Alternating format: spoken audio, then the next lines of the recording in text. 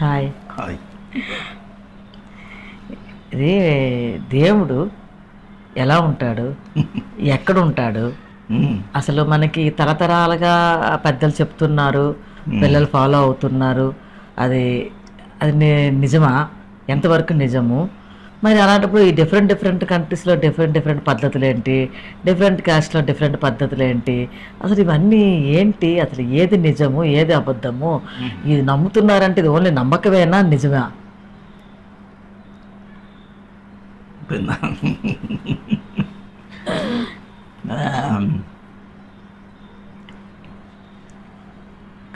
దేవుడు అనేది నమ్మకం కాదు. ఒకడేమో దేవుడు లేడని నమ్ముతాడు, ఈడేమో దేవుడు ఉన్నాడని నమ్ముతున్నాడు. అది రాంగ్, ఇద్దరూ రాంగ్. దేవుడు అంటే నీ అనుభవంలోకి రావాలి. ఏదో కొంతమంది నమ్మకాల కింద మా తాతలు చెప్పారు, ఈ విగ్రహం పెట్టారు, చేసుకో, ఇవన్నీ దట్ ఈజ్ ఆల్ డిఫరెంట్. దానికి ఎగెనెస్ట్ కాదు. ఇన్ని రకాల దేవుళ్ళు, అమెరికాలో ఒక దేవుడు, ఇంగ్లాండ్లో ఒక దేవుడు, అరేబియాలో ఒక దేవుడు, పాకిస్తాన్లో ఒక దేవుడు, ఇండియాలో ఒక దేవుడు, ఇలా దేవుని ఎంపైర్స్ ఏంటివి? ఇవన్నీ ఏంటంటే అక్కడ కాల పరిస్థితులు, అక్కడ స్థితులు. ప్రతి వాళ్ళకి ఏంటంటే మనం ఇన్ని చేస్తున్నాం, there must be an origin, there must be some starting point.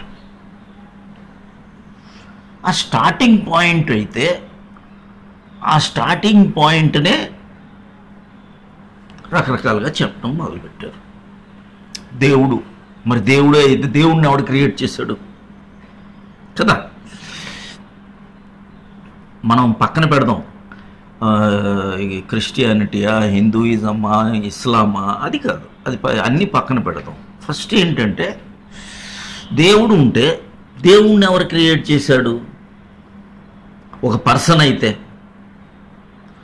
First thing ఏంటంటే God is not a person. God అంటే ఇది ఏంటంటే అనుభవపూర్వకంగా తెలిసి ధ్యానులకే తెలుస్తుంది. It is not somebody, physical person కాదు దేవుడు అంటే. చైతన్యం మాట. అంటే ఆత్మ చైతన్యం అంటున్నాం చూడు. ఈ ఆత్మ చైతన్యం నుంచి ఈ శక్తి, మనం ఇప్పుడు ఏంటి, నేను ఇలా చెయ్యిలా అనాలంటే దీనికి శక్తి ఉందా లేదా?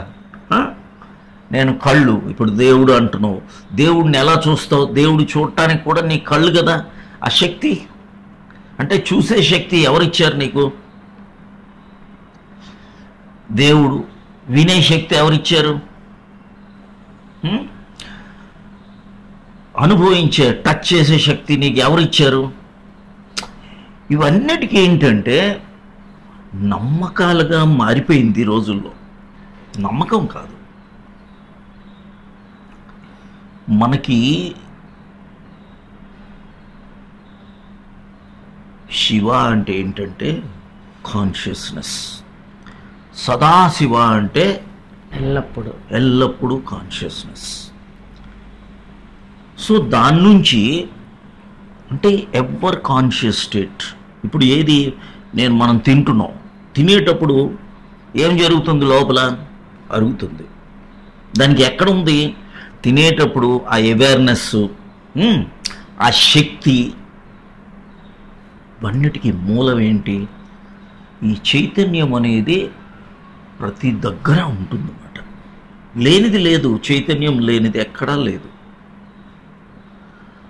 ఆ చైతన్యం ఉందే, ఒకది మొక్క కాదు, ఒక విగ్రహం కాదు. దేవుడు అంటే దానికి రకరకాలుగా డిస్క్రిప్షన్ పెట్టి ఆ ఎంపవర్మెంట్ చేయటానికి 3 తలకాయలు, 4 తలకాయలు, నా 10 చేతులు, ఇవన్నీ కూడా ఏంటి అంటే this are all qualities to describe a certain form.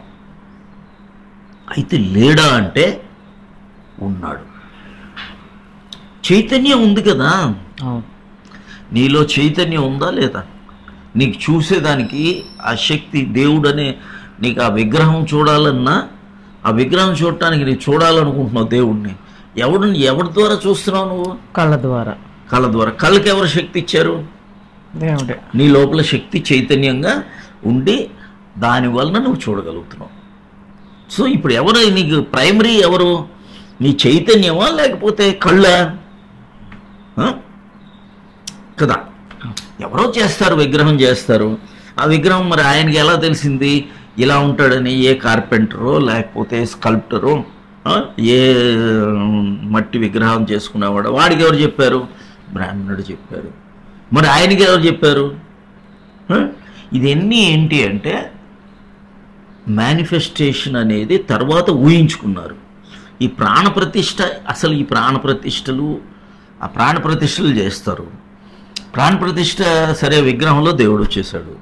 విగ్రహంలో దేవుడు వచ్చి మరి అదే ప్రాణప్రతిష్ఠ నువ్వు మనిషికి చేస్తే మనిషి లేవాలి కదా.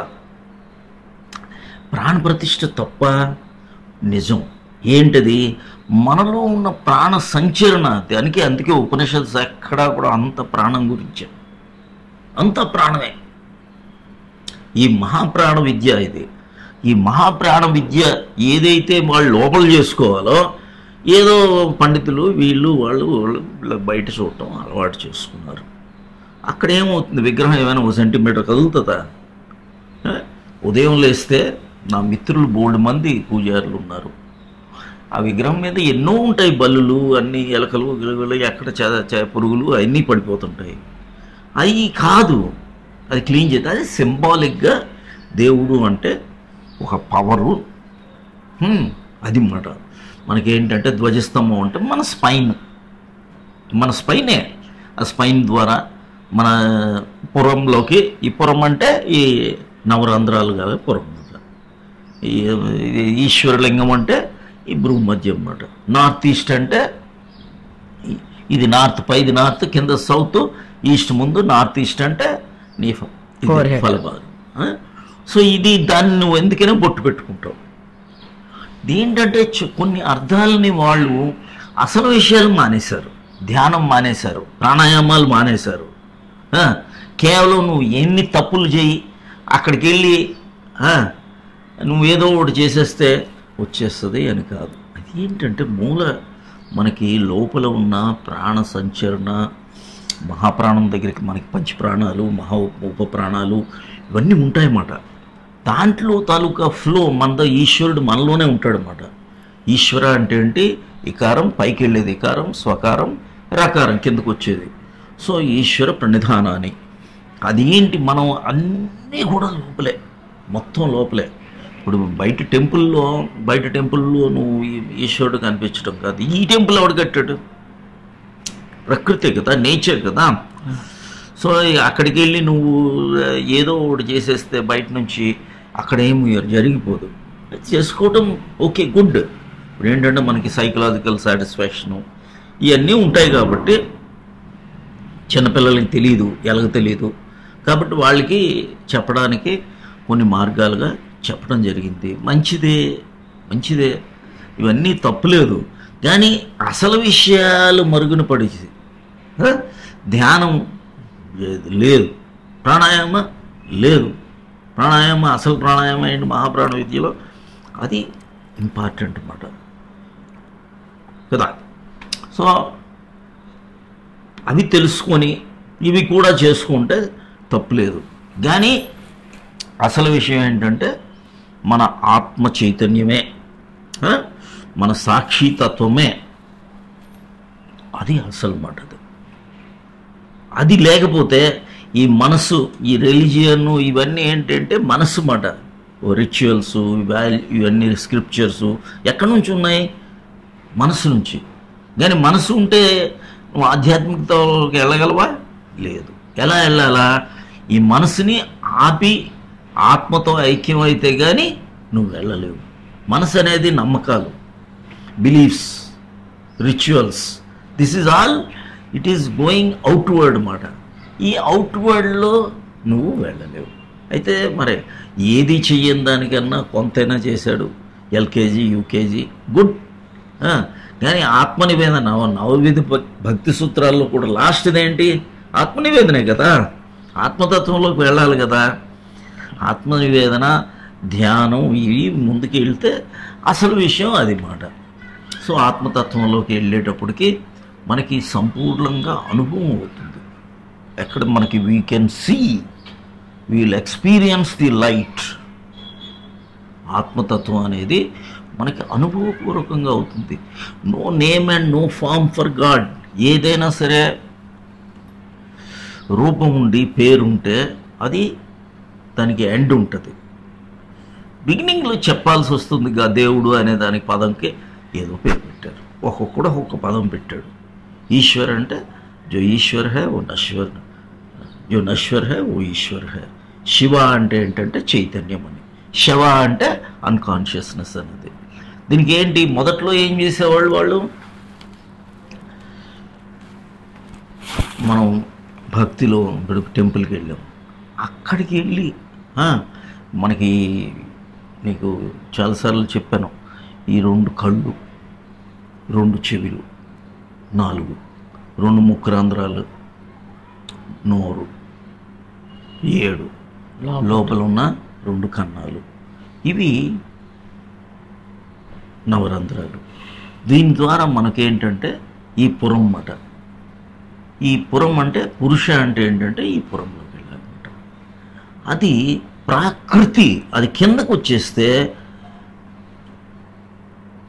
స్త్రీ, సాతార, సత్వతమోరజ గుణాలుగా మన ప్రాణం అంతా నాశనం అయిపోతుంది అన్నమాట. స్త్రీ అంటే ఫీమేల్ కాదు, అది యాక్చువల్గా ఆరిజన్. అది సత్వతమోరజ గుణాలుగా త్రిగుణ అతీతుడుగా మారి మనం ఎప్పుడైతే ఈ ప్రాణాన్ని ఖర్చు పెట్టకుండా పైకి వెళ్ళి వెళ్తామో అప్పుడు అసలు విషయాలన్నీ జరుగుతాయి అన్నమాట. అది జరిగేటప్పుడు చేంజెస్ విల్ టేక్ ప్లేస్. ప్రాణప్రతిష్ఠ అంటే అది అది మెల్లమెల్లగా అసలు విషయాలు మర్చిపోయి డీజనరేట్ అయిపోయింది. ఓకే, కొంతలో ఏదో ఒకటి లేని దేనికన్నా బాగానే ఉందనుకో, అంతవరకే. కానీ అది అందుకనే ఇంత అక్కడున్న దేవుడు ఇక్కడ ఉండడు, ఇక్కడ ఉన్న దేవుడు అక్కడ ఉండడు, వాడు ఫాలో అయ్యే రిచువల్ ఒకటి, వీడు ఫాలో అయ్యి అక్కడ దేవుడు ఉండడు. వాడికి ఏంటంటే గడ్డం పెట్టుకుంటే దేవుడు, వీడికి గడ్డం తీసేస్తే దేవుడు, ఇంకోటికి మేసం పెట్టుకుంటే దేవుడు, ఇంకోటికి గుండు చేసుకుంటే దేవుడు. ఇదే అవన్నీ దీనికి ఏం చేసుకుంటాడు దేవుడు? ఏం చేసుకుంటాడు? తలలు బోడులైననేమి తలపులు బోడులా, ఆ తలుపులు తీసేదానికి పెట్టాడు. పత్రం అంటే మన శరీరం అన్నమాట. పత్రం అంటే నా శరీరం. శరీరంని యు ఆర్ నాట్ బాడీ అని తెలుసుకోవాలన్నమాట. పుష్పం అంటే హృదయ పుష్పం. ఫలం అంటే కర్మఫలం. ఈ కర్మను తీసేసేయాల కలవాలంటే. తోయం అంటే మనస్సు. మనస్సు ఎలా అయితే జారిపోతుందో తోయం అంటే వాటర్ లాగా ఇది అలా అన్నమాట. కొబ్బరికాయ కొడుతున్నావు, కొబ్బరికాయ దేనికి కొడుతున్నావు? ఆ కొబ్బరికాయకి 3 కళ్ళు, నా 3 కళ్ళు, దానికి జుత్తు, మన జుత్తు, దానికి రాసే బయట ఉండే షెల్, నా షెల్, దానికి ఉండే గుజ్జు, నా లోపల ఫ్లెష్, దానికి రాసే కుంకుమ, నా బ్లడ్, దానికి రాసే పసుపు, నా పస్సు. దీన్ని తీస్తున్నాను. దీనికి ఏంటి మీనింగ్? ఏంటి? ట్రేడింగ్ విత్ గాడ్తో సంబంధం లేదు ఇక్కడ. ఏంటంటే the reason is you should go through the realistic things. గంట ఎక్కడుంది? గంట కొట్టేస్తూ ఉంటే గంటకి దేవుడికి వినిపిస్తుందా? ఏమి? అది గంట అంటే లోపల ఉన్న మన ప్రణవనాథం అన్నమాట. అది ఎప్పుడూ నడుస్తూనే ఉంటుంది. అందుకనే దేవుడికి వెళ్ళేటప్పుడు గంట ఎందుకంటే సింబాలిక్. అది ప్రణవనాదం ఇక్కడే. ఆ ప్రణవనాదం ఎప్పుడు కూడా లోపలికి వెళ్ళేటప్పుడు